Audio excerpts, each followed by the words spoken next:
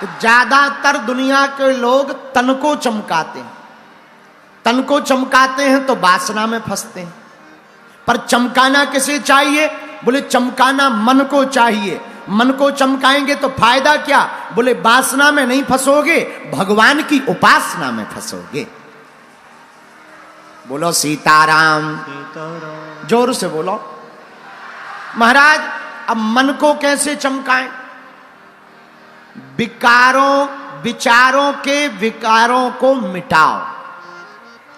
पर ये विकार कैसे मिटेंगे? विचार तो आते ही रहते हैं, अच्छे भले बुरे सब प्रकार के आते रहते हैं। बड़ा मुश्किल है विकारों पर काबू पाना। ये तो अपने आप आते रहते हैं, कुछ भी ना सोचो तो सोचते रहते हैं, कुछ ना भी विचार करो तब भी विचार आते रहते हैं। इन विकारों के विचारों से बचा कैसे जाए? विकारों के विचारों से बचने का एक ही उपाय है भैया, अपने विचारों को भगवानमय बनाओ, अपने मन को राममय बनाओ और अपने जीवन को राममय बनाओ। अगर जीवन राममय होगा तो मन राममय होगा, मन राममय होगा तो विचार भी तुम्हारे राममय हो जाएंगे। अब सरल उपाय और सुनो। अब जीवन राममय कैसे होगा? तो हनुमान जी की पद्धति अपना लो। हनुमान जी की पद्धति क्या?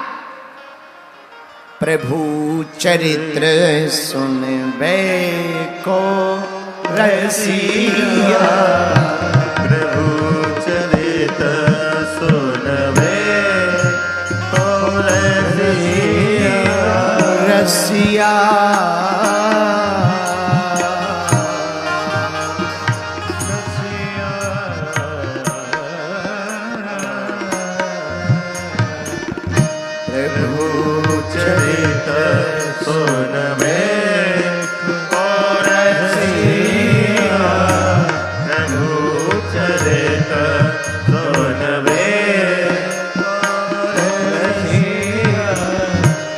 राम लखन सीता मन बसिया, राम लखन सीता मन बसिया, राम लखन सीता मन बसिया, राम लखन सीता मन बसिया, राम लखन सीता मन बसिया, राम लखन सीता मन बसिया, प्रभु चरित सुनबे को रसिया, प्रभु चरित सुनबे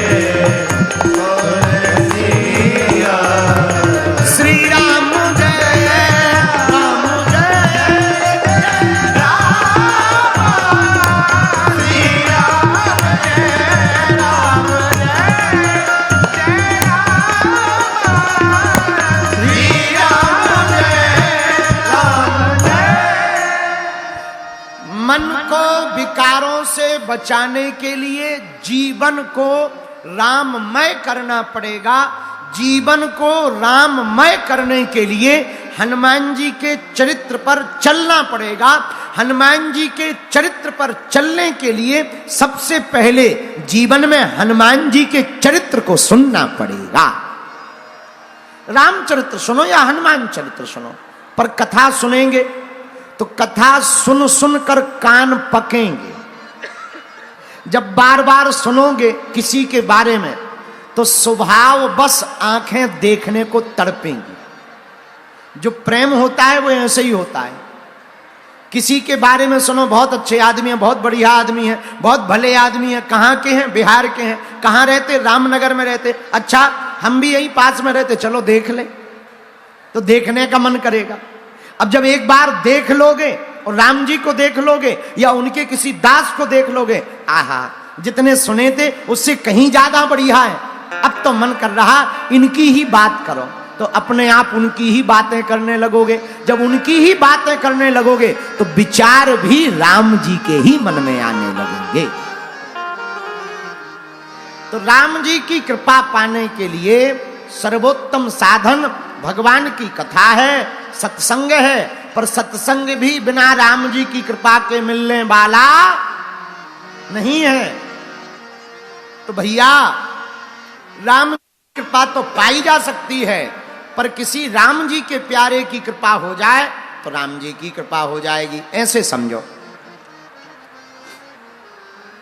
सरकार कोई भी योजना लागू करती है तो वो डायरेक्ट ग्राम पंचायत को सूचित नहीं करती। प्रधानमंत्री जी कोई भी योजना लागू करेंगे तो वो पहले केंद्रीय मंत्रियों को बताएंगे, केंद्रीय मंत्री राज्य मंत्रियों को बताएंगे, राज्य मंत्री विधायकों को बताएंगे, विधायक फिर सरपंचों को बताएंगे, फिर सरपंच पंचों को बताएंगे, फिर गांव के पंच उसको गांव में जाकर के लागू करेंगे। उसी प्रकार बड़ा सर्वोत्तम उपाय है, बहुत सरल सा उपाय है। कोई राम जी का प्यारा, कोई राम जी का भगत हमारा अपना बन जाएगा तो भैया हमारी बात डायरेक्ट भले ही राम जी तक ना पहुंच पाए, पर गुरुदेवों के माध्यम से, उन संत के माध्यम से हमारी पुकार राम जी तक पहुंच जाएगी। और जब उन पर राम जी की कृपा होगी तो हम पर भी हो जाएगी। बोलो सीताराम। सीताराम। जोर से बोलो, और जोर से बोलो। एक बात और सुनो, भागवत जी में एक बड़ी प्यारी कथा है, गज की और ग्राह की। हाथी के पैर को मगरमच्छ ने पकड़ लिया, हाथी रोने लगा, आंखों में आंसू भरे। मगरमच्छ की हाथी की लड़ाई हुई, गज की और ग्राह की। हाथी को पानी में वह मगरमच्छ खींचने लगा। परिवार वालों से मदद मांगी, कुछ लोगों ने मदद दी। जब बाद में पता लगा इनका बचना मुश्किल है तो परिवार वाले भाग गए। जब जाने लगे तो हाथी ने पूछा, कहां जा रहे हो? परिवार वाले बोले, अब तुम्हें तो मरना ही है, तुम्हारे चक्कर में हमारे बाल बच्चे क्यों भूखे मर जाएं। अब हाथी की आंखों में और आंसू आ गए। जिस परिवार के लिए पूरा जीवन दिया वो परिवार एक दिन नहीं दे रहा। और सच भी यही है, बन जाते हैं लाखों रिश्ते, जब पैसा पास होता है टूट जाता वो रिश्ता गरीबी में जो सबसे खास होता है। बुरे समय पे तो कोई किसी का नहीं होता। हाथी की आंखों में आंसू आ गए, रोने लगा। रोते रोते उसे अंत में यही विचार आया कि जिसने पूरी दुनिया की मदद की, क्यों ना हम उसी परमात्मा को पुकारें। बोलो सीताराम। जोर से बोलो। क्यों ना उसी ब्रह्म को पुकारें, क्यों ना उन्हीं भगवान को पुकारें। भैया राम जी को पुकारा, स्तुति की, भगवान गरुड़ पर बैठ करके मदद करने हाथी की आए, पर देखा कि जब तक हम पहुंचेंगे तब तक ये डूब जाएगा। तो ऊपर से ही भगवान विष्णु ने चक्र सुदर्शन छोड़ दिया, मगरमच्छ का सिर कट गया। पर किसी ने भगवान से पूछा, महाराज आपको बुलाया किसने? भगवान बोले हाथी ने। आपकी स्तुति किसने की? भगवान बोले हाथी ने। आपको पुकारा किसने? बोले हाथी ने। तो धीरे से व्यक्ति ने कहा, महाराज सबसे पहले उद्धार आपने मगरमच्छ का क्यों किया? जब बुलाया हाथी ने, आए हाथी को बचाने, फिर सबसे पहले उद्धार मगरमच्छ का आपने क्यों किया? भगवान ने भी बड़ा प्यारा गजब का जवाब दिया। पता है क्या जवाब दिया? भगवान बोले, भैया जो हमारा भगत है उसका तो कल्याण होना ही है, पर जो हमारे भक्त के चरणों को पकड़ लेगा हम उसका पहले कल्याण कर देते हैं।